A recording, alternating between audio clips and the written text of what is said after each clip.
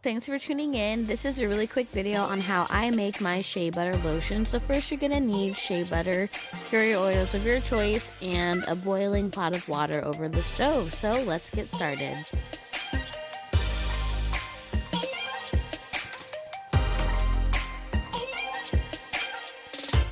So once your water is hot enough, you're going to add your shea butter in first. It'll start to melt, and then you'll add in your carrier oils so they can all combine evenly.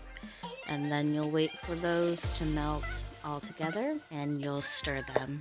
And here I'm just eyeballing the amount of grapeseed oil and avocado oil that I'm adding. I really don't know how much I add. It just looks and feels right.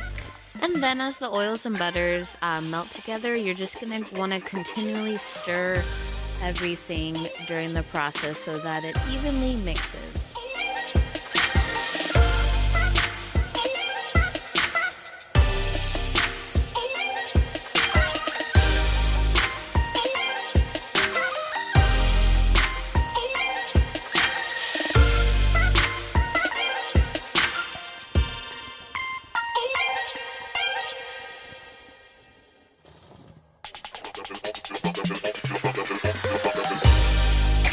Then once everything is melted, you're going to add the essential oils of your choice. Here I'm just adding peppermint and a few drops of lavender.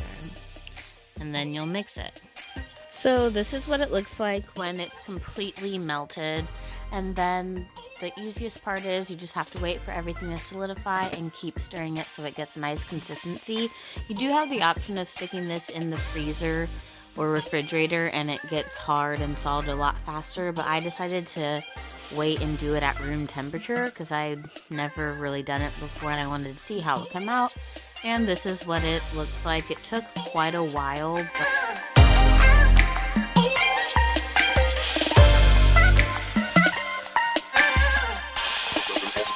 now here I'm whipping it by hand, but you do have the option of using an electric or standing mixer, which is what I usually do.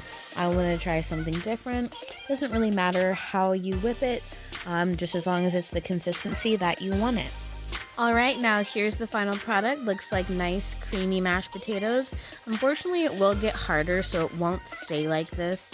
But I hope you guys enjoyed the video. Bye, ding dongs!